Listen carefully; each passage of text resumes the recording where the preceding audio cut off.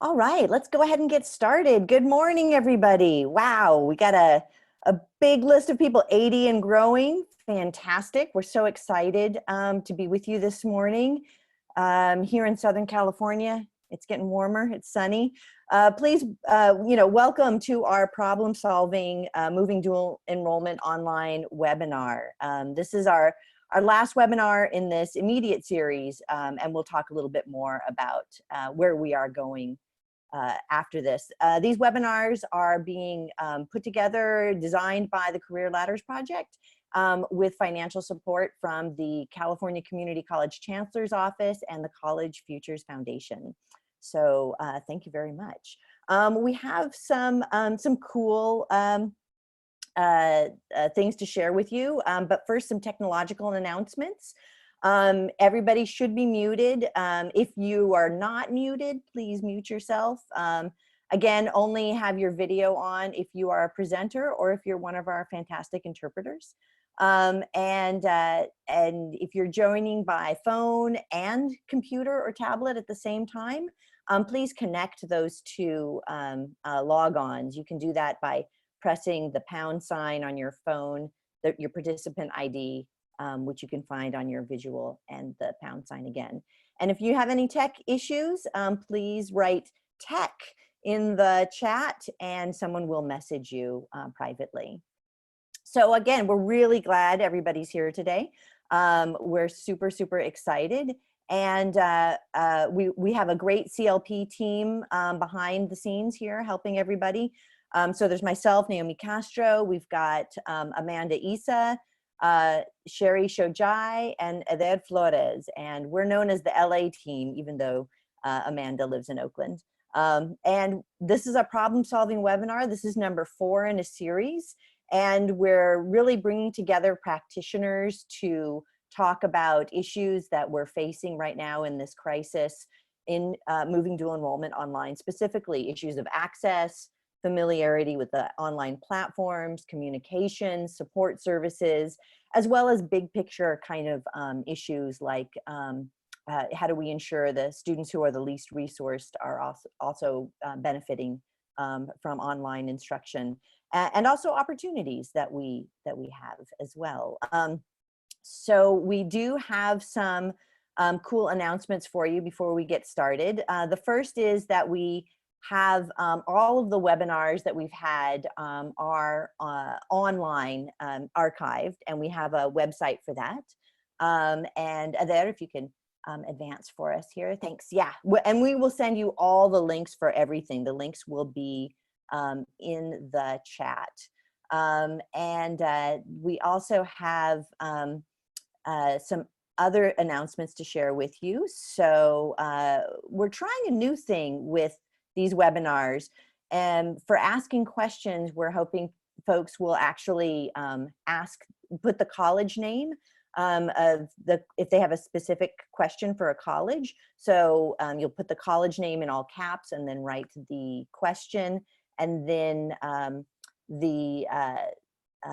if you have a general question, you write general, and if you have an idea or an approach that you want to share, then you write idea. And there, can you advance the slides, please? Give us 2 more. 1 more. Thank you so much. Our wonderful folks behind the scenes are also dealing with other issues in the chat right now. So thank you for your patience. We also want to point out that there are incredible resources and updates from the Chancellor's Office. And so if you go to the Chancellor's Office website, you'll see that big red banner across the top. If you click that and we go to the next, there you go. You can see over to the right, you can subscribe and connect, and then you will get regular updates from the Chancellor's Office that are incredibly helpful. And we're going to go over a few of the pertinent ones right now. We also have, and this is going to be in the chat as well, a link. We have some resources that we've curated that we find particularly helpful for dual enrollment practitioners. It's on our website, and we'll put those in the chat. And let's keep advancing. And we have some fantastic practitioners today who are going to help us out. And you know what, I apologize. Is it possible to go back to slide 8? I think we skipped that because you were helping out some folks in the chat, so we appreciate that.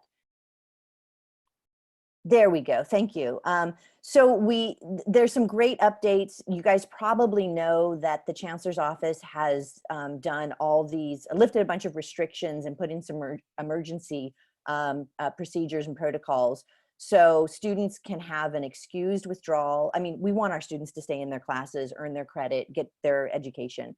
But if COVID circumstances make it so they can't do that, they can get excused withdrawals, which do not have penalties that are associated with normal withdrawals. There's a temporary suspension of the pass, no pass regulations. So students can elect to take a course as pass, no pass later in the semester. The LAist, if any of you follow that, especially here in Southern California, they did a really cool article. We're going to drop that link in the chat as well.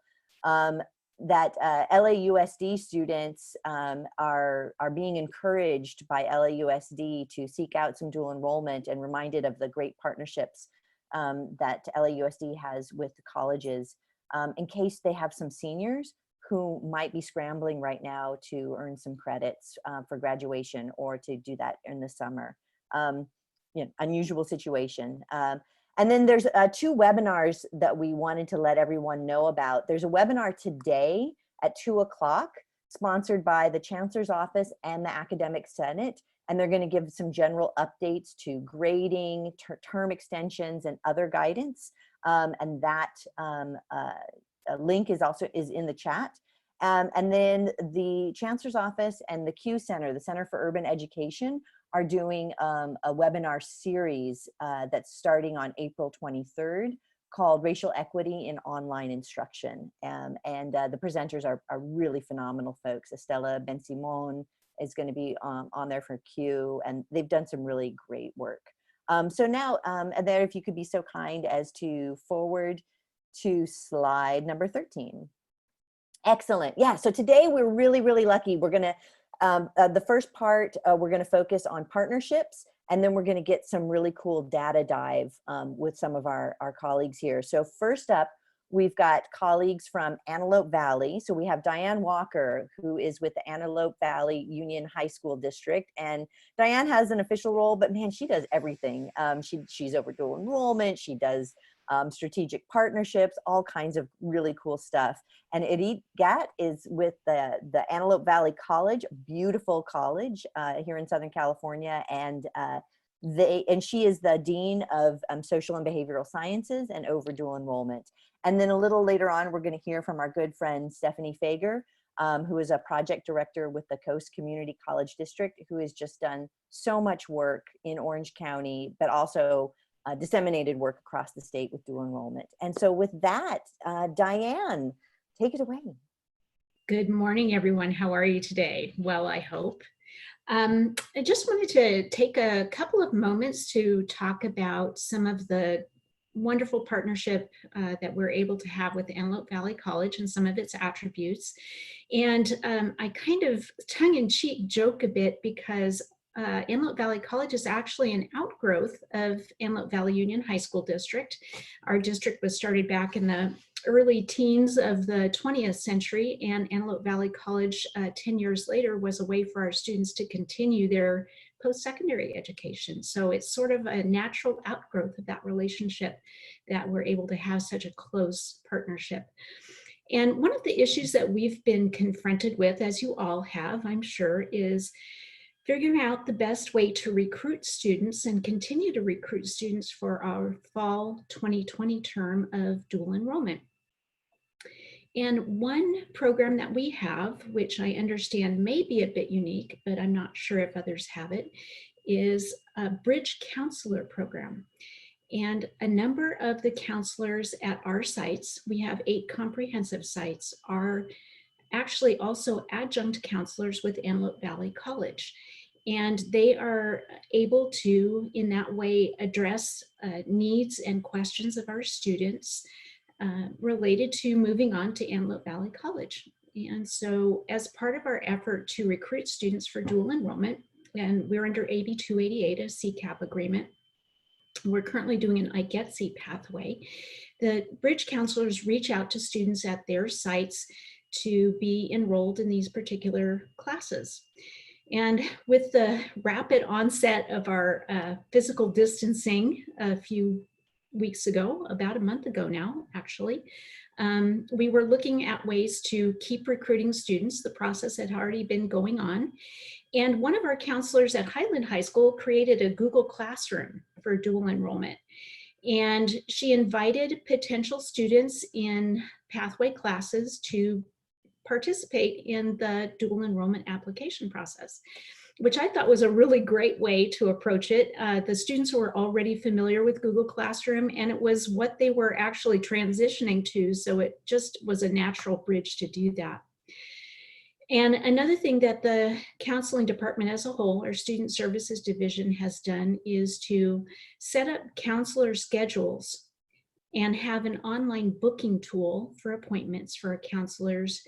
And if students have any questions, they can approach their specific counselor or the individual bridge counselor. And you'll see that the next step that we took really was to move to an online application.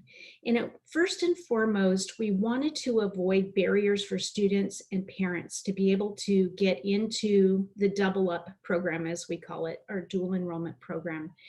And by having a paper-based system that we had been using for the past year, how are we going to get that done? Some students are coming to pick up meals, but they may or may not be the students who are wanting to enroll in the dual enrollment program.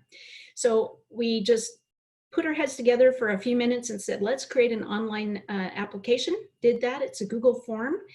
And just distributed that to all of the counselors at the sites that have the classes which are participating in dual enrollment, and let them have at it. So I think that Arit's going to talk to you a little bit more about the process that ABC is going to go through with that application.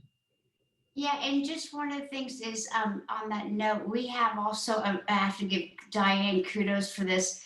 She created a Spanish version of the form as well. And I think we're going to speak later. I'll go ahead and speak to it. We have a place there for a checkbox, or a place where the parent has said, you know, I've approved this. And the way at this point we're going to confirm those is after we have our acceptances, the counselors will then reach out to the parents to confirm indeed they know that their student will be a part of this, and those types of things. And then we will be getting together, we'll be reviewing those, they're being uploaded. Some of them are still doing them pen and paper. And so some of our counselors have been wonderful and at Diane's site, and they have uploaded that so we can look at the scanned version of those. The other ones have been put into a spreadsheet so we can see their GPAs and all the information that we wanted. And a team of us will be reviewing those and then looking at, you know, acceptances versus those that may not be ready at this time. So we'll be doing that, I think, in a couple of weeks. And then I will be emailing out all the acceptance letters. We will then go from there and help them enroll and go through all kinds of the nuts and bolts process. So we're doing it a step at a time. We have deadlines that we have set up for everyone on our team. Diane, is there anything else you can think of?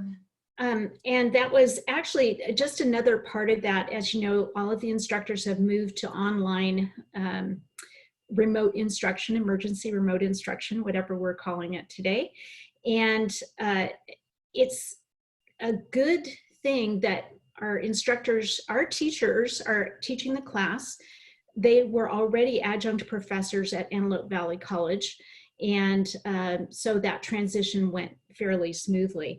Just back on that previous slide as well, as far as the enrollment and orientation and registration dates, Erit works with Antelope Valley College to get those set. And again, because of our current circumstances, we have an online orientation that they can do. She'll take care of getting the courses set up, and the other staff will work on that. But those dates will likely be pushed off just a bit until we can get that whole process taken care of. But now onto this slide. ongoing communication is always an issue, but we think that it's something that we've done pretty well at taking care of. Again, from the beginning of our dual enrollment process, we've had a shared Google Drive with folders for the applications and the forms and the presentations and extra resources that you all so wonderfully share with us. And all of our counselors, the assistant principals at the sites, and all of the Antelope Valley College faculty and staff have access to, so that we have a common area where we can put our meeting notes, our forms, and be able to deal with those.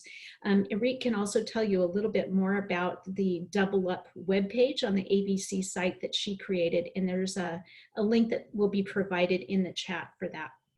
So just a few things. Yeah, as Diane said, we are constantly emailing back and forth, and Zoom meetings now and those kinds of things. So that's really important, the ongoing communications and keeping each other up on new kinds of regulations and rules. And so I created a Double Up webpage on our Antelope Valley College website, and you all are welcome to look at that. And I have under there all the forms that students need, a PowerPoint slide for parents and the students that really explains the program and how AB 288, how this Double Up program is different from dual enrollment, what classes we may be holding. And then we have a place where students can ask questions and parents, and we've divvied it up to where it goes. So for example, I answer general questions, Diane will answer questions at the high school level, and then we have a project manager that will answer the nuts and bolts of how to enroll, if they don't have their 900 number, those kinds of things, helping with those types of things. So, and then I posted also some research articles showing the benefits if anybody wants to do any more additional reading. And then we have all the, again, as I said, the forms in Spanish and in English for individuals to apply to the classes once we have them set before each semester. And one really nice feature of that question tool that Enrique mentioned is that it automatically emails the questions to the appropriate party. So even though I'm not at Antelope Valley College, when a student or parent or community member asks a question about the sites or the courses, it automatically gets emailed to me for response. So that's a very helpful tool. And we're really just like everyone else, adapting and finding that we're using Zoom quite a bit more, or CCC Confer, other Google apps and tools, so that we're staying in contact, whether it's synchronous or asynchronous, to collaborate during this time. And we're looking forward to our meeting on the 30th to review the applications for fall, and that'll be a virtual meeting as well. So we'll figure that out. But really just our touchstones, and I know that you all share these, is we see a problem, we take initiative, we're persistent with it, we iterate it, and just keep working until we figure out a solution. And it's a very collegial, very pleasant relationship, and that's really key. That overcomes everything else. Yeah, and just one other thing I wanted to mention, just kind of, and this doesn't have to do with the current crises, but just kind of something learned from the past. We had a situation, maybe some of you experienced it or not, but just a heads up. We had an instructor who was very, very committed and well-meaning, and this instructor that we had hired as an adjunct, they had not taught, they were at the high school level, and they qualified with a master's degree to teach for us as well, so they held both qualifications. So we hired them as an adjunct, and they taught, and they had never taught at the college level.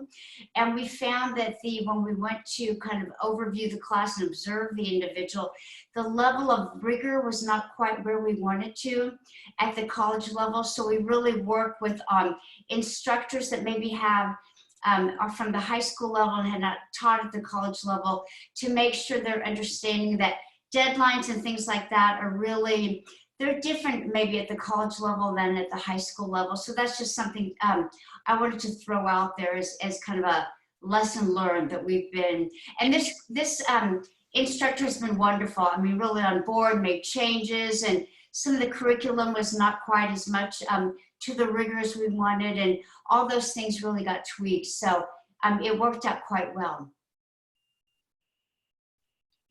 So I'm sorry. I was going to ask if we could take some questions, but did you have something else you wanted to share? That's what I was just going to say. We're open for questions. We've got some great ones here. So one of the first questions, we've had this in a couple forms, is how are you verifying the e-signatures? And again, that really was something that we're still working on. I have determined that parents do sign a number of documents through e-signature, through our school information system or student information system, through a single sign-on. So we've been investigating whether that's a way that we can verify the signatures. The other option, if we don't move to next gen through the college, would be to just have the counselors get the signed copy of this is the double up application. It's not the college application. Yeah.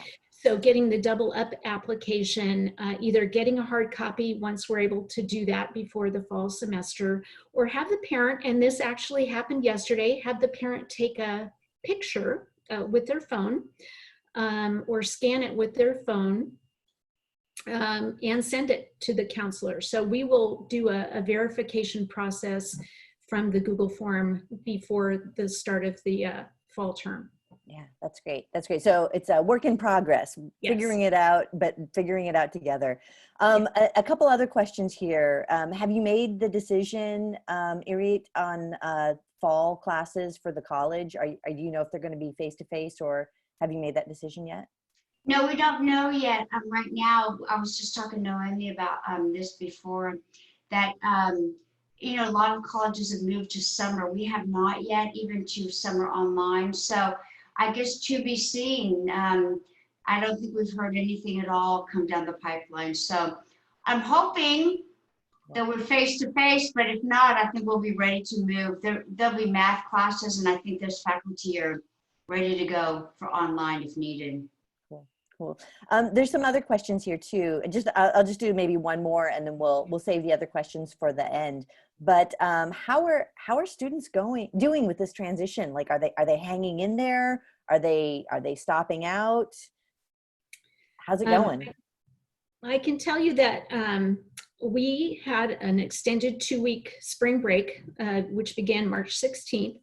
We then had a week where the instructors did their shell and their assignments for the online or remote learning at that point. And then we got out approximately 6,000 Chromebooks to students who didn't have access, and some hotspots as well.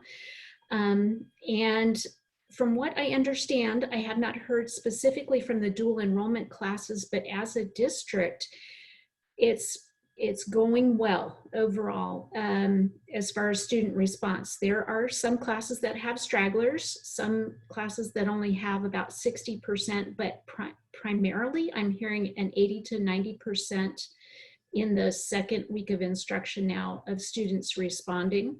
And we have made provisions so that if students do not have technical access, then we are providing paper copies that can be picked up, or they can download online instruction when they come to pick up meals. We also have pupil services technicians and other staff who are going out as necessary to follow up with students, calls, home visits, and so forth. So as everyone is, we're really making those efforts to make sure that students are taking part in getting the instruction they need. Yeah, and instructors are really taking the extra time to reach out, and I got to give them kudos. I know that a lot of you at other schools are probably experiencing the same thing, that they're emailing them, they're even trying to call them if they have their phone numbers in some cases. And so, I mean, kudos to our instructors. Yeah. We're hearing that all over the state. Yeah, thank you. So let's go ahead. We do have some more questions for you, but we're going to hold those till the end. And let's go ahead and hear from Stephanie, Project Pathway Director from Coast Community College District. Take it away, Stephanie. Great. Hi, Naomi. Thanks, everybody. It's great to be joining these meetings. I just find that it's really, I put this on my schedule, and it's really a good opportunity, not only to learn good information, but just to see kind of the strength of numbers of everybody kind of coming out and participating. So I think that's, the whole community approach that's really important. So I think, as we've talked about with dual enrollment and kind of this move to online, we've seen this as kind of a reactive sort of situation, but I think, as we all know, we're really in it for the long haul in terms of COVID, but also I think kind of moving into online more seriously. And what do we need to do to support students in this kind of new mode? So some of the things that we're doing in Orange County are related to our Strong Workforce Pathways Scale-Up project. And this has really kind of given us an opportunity, I think, to develop a regional approach. So Strong Workforce obviously is connected to the CTE programs, but I think it's been an opportunity also to leverage that learning across dual enrollment. So we have 3 areas that we're really kind of focusing on: kind of technical assistance, so bringing people together through network meetings, through other kinds of resource assistance, but also data projects. And one of the things that we've done is we've worked with Hanover Research to do a regional survey around our Ccap program improvement, and really trying to get students' perspectives on what's working for them, what their expectations are, how is the process with dual enrollment going. And we've run this survey for a couple of years now, and I think it's been really valuable to see kind of year over year and help us benchmark what our programs are doing. And kudos to the colleges in Orange County, particularly Cypress College, Irvine Valley College, Santa Ana, and Santiago Canyon College, because they've really taken the lead in getting the work out in terms of getting this survey out to faculty and then in turn to students. So as I mentioned, our purpose was really to have an understanding of student experience, their areas of satisfaction and areas for improvement. So our next slide is will really help kind of tell that story a little bit about not only looking at what the state of the situation was in kind of 2019, end of 2019, but really I think this helps us really develop kind of more proactive approach. So one of the questions that we were asking students about was information sessions or orientation sessions. And what we see here is that our students, it was over 500 students last year, responded that they had orientation. 60% had orientation. It was done in person, but only 6% said online. So we know that that is something that we really need to focus on, especially kind of moving forward. So I'm interested, if folks are doing online orientation, if we can start to kind of think about what are the collective best practices that we might do there. Some of the other resources that I've shared with Naomi, I think she'll put them into the webpage, are some regional resources around a dual enrollment video. So this is something that we've done to be able to kind of get the word out to students, to parents about dual enrollment programs. It's something that we did, the benefits of doing it regionally is that we could pull together our resources. Saddleback College was really instrumental in this. And we pulled together those resources and have branded that video. So it's essentially the same kind of content, but the shell around it really helps brand those individual programs at individual colleges. So again, I think this whole regional approach is something that's worth kind of bearing in mind. Let's go to the next slide and see what, okay, great. So some of the questions that we asked students about their overall satisfaction with dual enrollment and areas for improvement. And I think this really kind of is very telling, because the biggest need or the biggest improvement that students see is the interest in more course offerings. There's a really good level of satisfaction that we've seen over the course of the 2 years that we've done the survey. So moving from, the overall satisfaction with dual enrollment stands at 83%. So that's a really good, marker, I think, in terms of what students' perceptions are. Students are also, interestingly, wanting to look at more at internships in conjunction with dual enrollment. So this is a whole new thing that we'll be looking at, and the potential maybe for some virtual internships, especially in some fields, could be of interest here. But there's also interest in having kind of the full, from freshman up to senior, education about dual enrollment. And then the next slide. So our overall kind of key findings, I think the satisfaction, as I mentioned, the difference between going from 2018 to 2019 was that there was a significant kind of bump up in terms of people being completely satisfied. So students, the increase was from 22% in 2018 to 46%. So obviously, as we get better processes, mature our programs, faculty get more professional development, there's more value, and we can see these outcomes. So just to come a couple of points around this is, I think it just shows the value of having this kind of survey. And I think as we move forward in this kind of new era, one of the things that we can start to think about are getting out some of these kind of pulse surveys so we can get a better understanding of what the experience is on online realms as well. So now we're going to turn to another piece of work that we're doing in terms of understanding data, but understanding our region better. And so this is something that that we've been delving into in Orange County, is really using some of the Esri geospatial tools.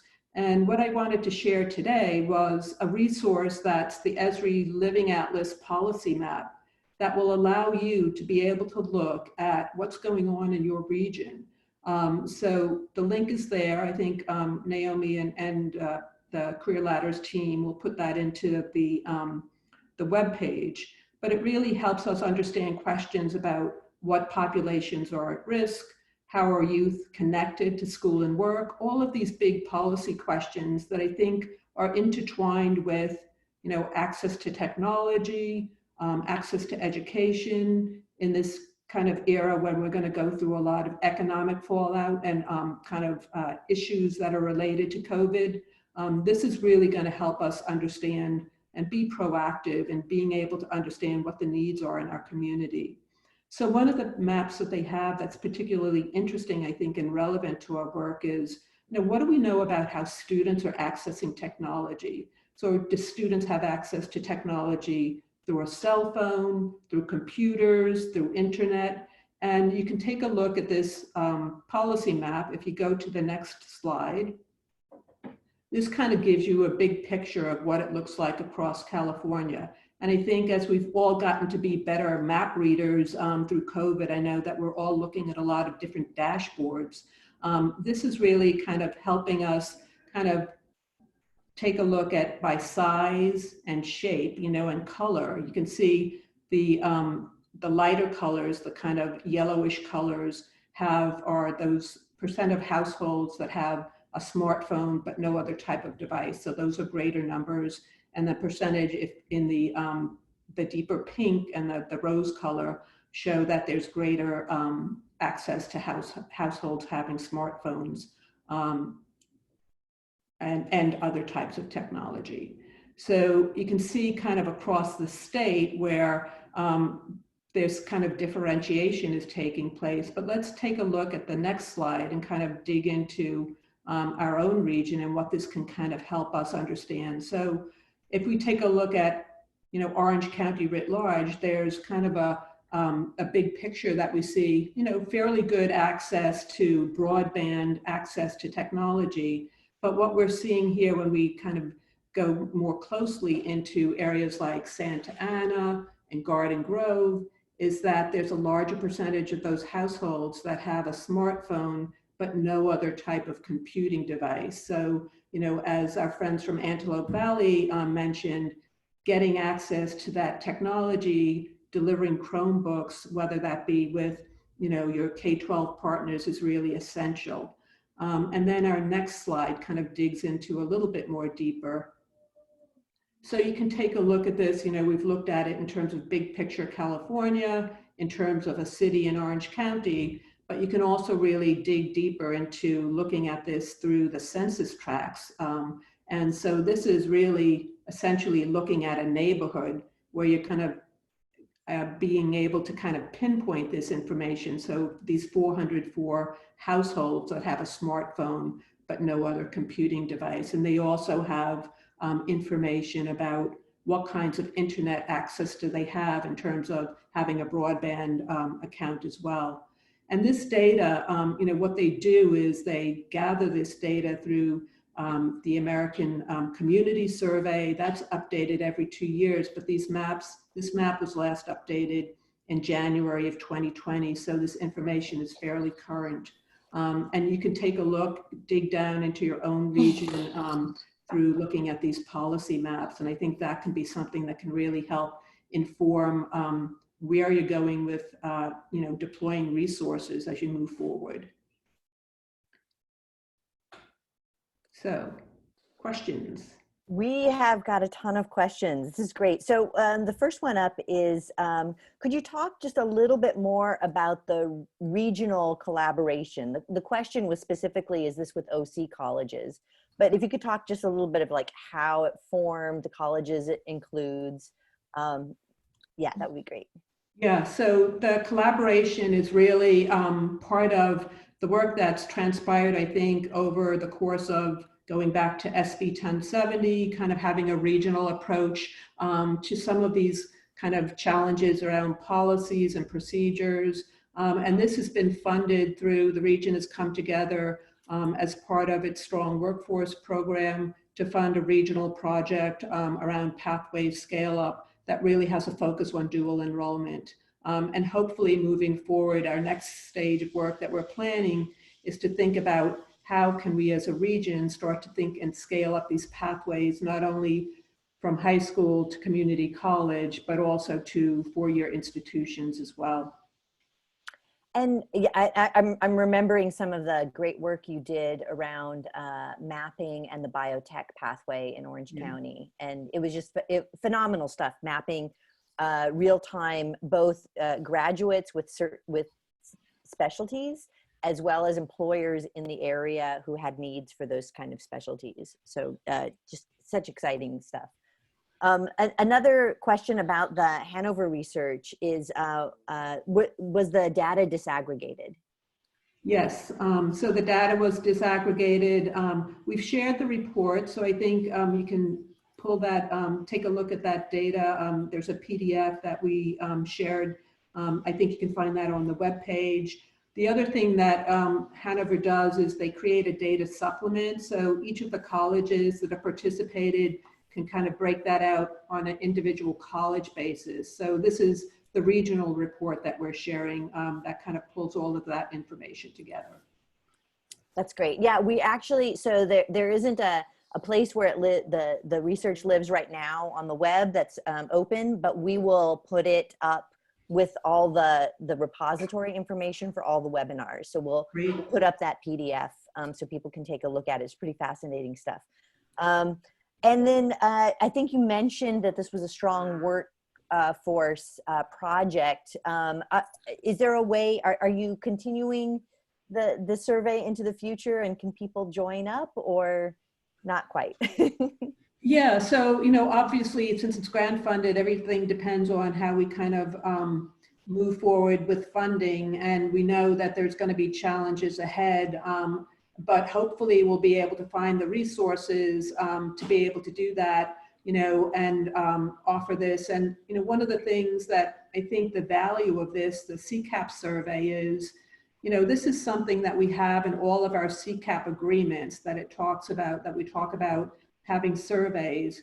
And, I think the power here is that we're starting to see what this looks like regionally, but it would be even more beneficial if we could see what this looks like statewide. And it doesn't make sense to have everybody develop their own survey. it would be really beneficial to have, I think, one survey, that people could kind of use to benchmark how they're doing with these programs. So,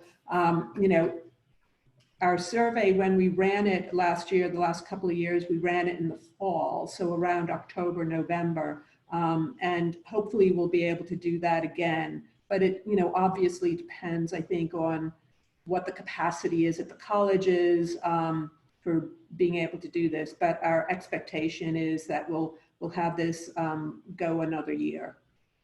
Thank you. Thank you. So our colleagues from Antelope Valley, we have a couple of more specific questions for you, but also Stephanie, please feel free to weigh in. So one question is, how many double up students do you have?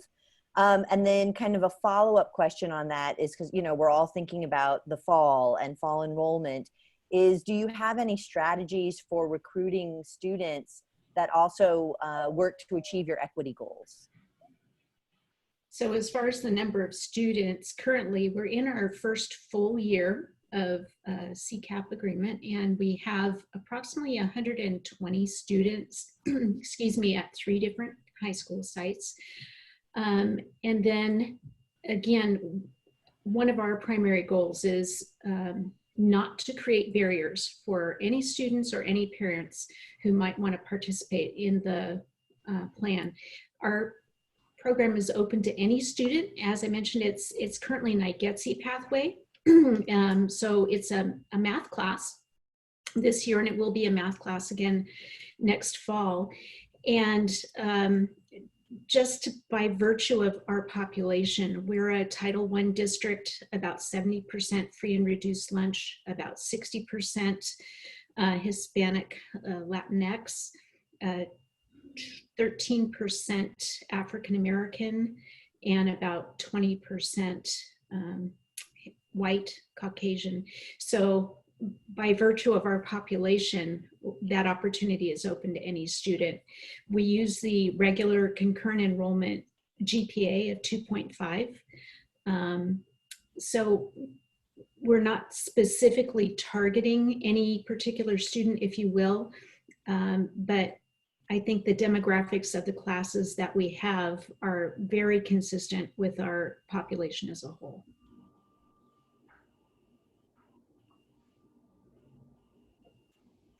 Naomi, you're on mute. Thank you. I'm trying to keep the whiny dog at bay.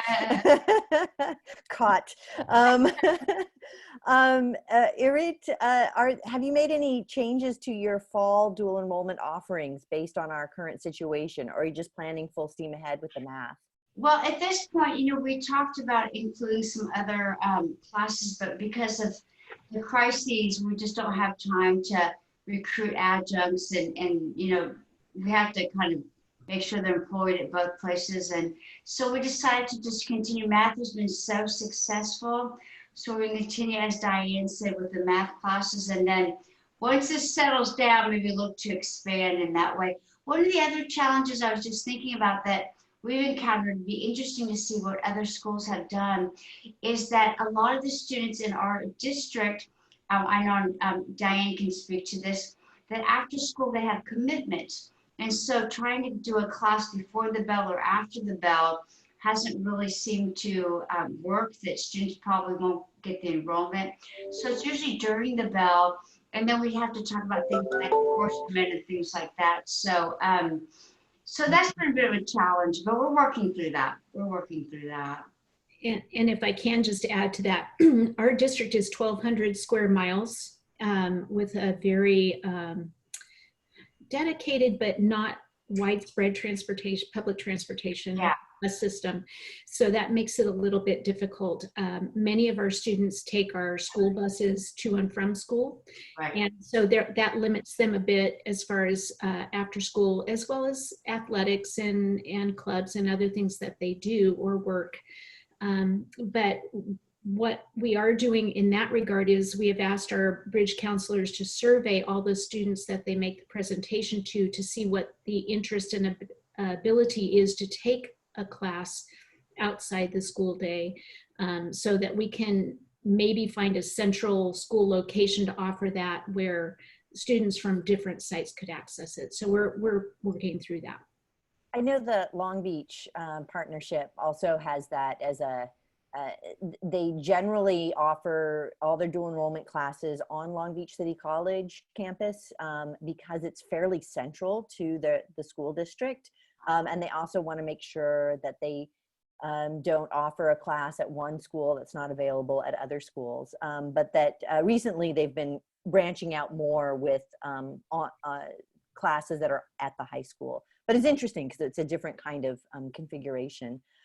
This is a general question. I'm not sure what everyone's experience is, if any, with the California Virtual College OEI Online Education Initiative. But we've gotten some great questions about, is it possible to have OEI just kind of open for high school students across the state, especially as we're looking at, potential sections being cut or downsizing because of this crisis, and any, potential changes in churn to the 4-year system as well. So I'm just wondering, Stephanie, Irit, Diane, if you've had any conversations about how OEI might play a bigger role in your area. Yeah, so this is Stephanie. Great question. And actually at one of our network meetings, we had Bob Nash and his team from the California Virtual College OEI, the online CTE Pathways program, present to us about this work. And, our network meeting includes a lot of representation from K-12 and community college. So it's a partnership. And the idea, the direction I think that we are going is to start thinking about how do we get these courses dually enrolled and available to students. And I think, that's obviously very timely. So there's been a lot of work that's taking place, I know, around the state, and hopefully we'll be able to see some of those courses made available more widely. It's not something we have discussed specifically, but I think it's absolutely great idea. One issue as far as not math classes so much, but CTE classes then would be the ability to have virtual labs and so forth to complete the CTE hands-on components online. So if that would be a capability, I think that would be really, really helpful. Yeah, great idea. Never thought about that, but nice thing to start thinking about maybe. I do think one of the exciting things about this moment is that we're rediscovering maybe some of the resources that as a system or even as a college or a high school that we already have, that we maybe haven't been utilizing to their fullest. So that's an exciting moment. We actually have, so we are about 10 minutes shy of closing out here, and I wanted to, we've had folks ask a lot of questions of us, but I want to ask a question to the folks if they can chime in on the chat. And that is, what themes or issues would you like to see addressed, specifically around dual enrollment and the moment that we're in, for the next series of webinars? Our team is transitioning, so this is the last of 4 webinars that we've done weekly since the shelter-in-place order. And now we're going to transition to doing these every other week. We haven't, stay tuned, you're all on this awesome list. So we will send out notifications when we start those up. It'll either be the last week of April or maybe the first week of May, but I think we can count on a Thursday 10 o'clock time. But what kinds of issues would you like to see us focus on? Because now we'll have a little bit more time to pause and breathe and seek out some amazing presenters. We have some folks, next gen form updates, when the contract, okay, so we can reach out to our partners at the Chancellor's office. Recruitment, people are saying, recruitment, online orientation, to your point, Stephanie. More processes, the e-forms, recruitment ideas, orientation, offering faculty webinars like these for ongoing training. And for our presenters, there was a question earlier about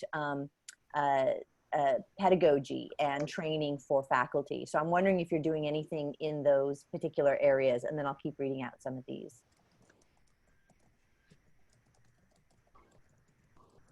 Nah, we're good. Okay, all right, that's good. CLP has been doing some trainings, especially with some of our colleagues in the Bay Areas around. Are you, are you asking, Yeah. Sorry. Oh, Yeah, have you been doing any training with your instructors? Either, yeah. Tell us about that a little bit. Well, so for us, we evaluate instructors, adjuncts every 3 years. And so when we brought out this new person, we had the faculty discipline, in that discipline, go and review the materials, sit in on a couple of classes, and I, as the dean, came along as well. So we sat in on a few classes, and we always take the adjunct through a, well, it's our adjunct, but it's also a high school teacher. And we take them through an orientation. We tell them about the processes and, how to do the grades and, all these kinds of things that they probably were not exposed to at the high school level. So we have an extensive orientation on my end. Fantastic. Yeah. Stephanie, have you, what are folks doing in the OC? In terms of? In terms of onboarding instructors, whether it's regular college instructors who might need some classroom management or pedagogical kinds of support, or high school instructors who need to be onboarded to the college processes? Yeah, so there's a couple of examples I think that, come to mind. So I know that Cypress College and North Orange Community College District led an effort to have some professional development and had a series. Tina Miller, who I think is on this call, was part of leading that whole effort. I know that there's work that's taken place at Saddleback College, as well as over at, I think, Santiago Canyon College, especially with their career coaches that are really kind of more involved in integration with K-12. So I think there's, this is happening kind of individually, but it's something that we're looking to support regionally as well. Fantastic, fantastic. So I'm going to read out some more of the suggestions for future webinar focus. And I want to remind folks, if you didn't RSVP on the Google form, we might not have your email address. So if you didn't, or if you're not sure, go ahead and drop that in the chat and we'll capture that and make sure we send you these updates. But some folks said, oh yeah, there we go. Melissa Herrera was part of that effort too, Stephanie. Colleen wants us to highlight different colleges and models and activities. Elizabeth and a couple other folks too ask about articulation, using articulation as a building, as a step to building a dual enrollment program. Rebecca is asking for more about e-forms, recruiting, orientations, online application processes. Yeah, like how do we move all this stuff online? And I would hope as we do that we make it more streamlined and simple as well. Hands-on, Elizabeth is asking about hands-on. How do we get as close to this as possible with this online environment? How do we safely simulate hands-on for CTE? And I know the Chancellor's office is doing some cool things with Labster, and that there's lots of investigation, and it's one of the questions of the moment is how do we move some of these CTE labs online? Chemistry, I can imagine that. Biology, I remember doing a simulation, of the frog dissection in biology. So I can imagine those things. I have a hard time imagining welding. So we'll see. Melissa also wrote the Super Mario effect embedded in our student orientations. That is something we're all after. Love highlighting the practices of colleges from Rebecca. Miguel's chiming in there, data reporting elements, dual credentialing for instructors. That's exciting. That's an idea. Someone put in a great idea. Welding simulators and Z-Space are great resources. Thank you for that. Best practices for retention and support for dual enrollment students. I also think we're going to be looking at some data, like the data is being created right now, but once this semester ends, we're going to see what happened with attrition. And that will be really interesting, but we don't know right at this moment, right? So we'll have some data this summer that we can start looking back at and see what lessons we can learn and how to incorporate that moving forward. I did want to offer up another couple of resources that we have. So there, if we can move on just a little bit. Thank you. We do have Basecamp. So Basecamp is a community of practice. CLP can invite you in. In the follow-up email, we have a link where you can send an email to Adair, and he will add you into Basecamp. It's a community of practice that is open to anybody who wants in. So in this one, you can be K-12, you can be from a nonprofit or a foundation, a support community-based organization, a college, all of those. And then we post information there. And there's also tons of really great messages and chats. So if you just have a problem of practice, something that you want to talk to other dual enrollment practitioners about, you can post it in there and you're going to get replies from all over the state and people in all kinds of different roles. It's very helpful. We also want to let folks know that we are going to be posting all of our information. We'll also be on the Vision Resource Center, which is available for community college practitioners. If you have a community college email, you can be a part of that. We're working out those protocols right now, so it will be there. And we also have a Career Ladders project page as well that has basically all the information. Oh, Amanda just put it in the chat. All the information from all the past webinars, the recordings, the chats, the transcripts, the presentations, and any kind of additional information. Somebody's asking about how to connect to the Chancellor's Office Vision Resource Center. If you go to the Chancellor's Office website, so all those C's and an O, .edu, it'll take you to the Chancellor's Office website, and there's information right there. But we can also have that in future webinars as well. And yeah, we can make sure we put all that up. I'm trying to think what else that we want to share. This webinar has been sponsored by the California Community College Chancellor's Office. We're very grateful for that, as well as the College Futures Foundation. We're very, very grateful for their partnership. We're so grateful for all this amazing community. I think every single person who has been a presenter has also been on prior or future webinars, like as an attendee. I see Miguel on there. I see Rio on our Long Beach crew on there. I see Sharon Turner on there. Yeah, so this is such a great community of practice. We will keep this going. My team does need a little bit of a break so we can catch our breath, but we will see you all soon. And thank you so much. Presenters, any last words that you want to say? We got a minute. Just thank you to everybody who's been participating on Basecamp. Had some great conversations this week, and I hope it'll continue.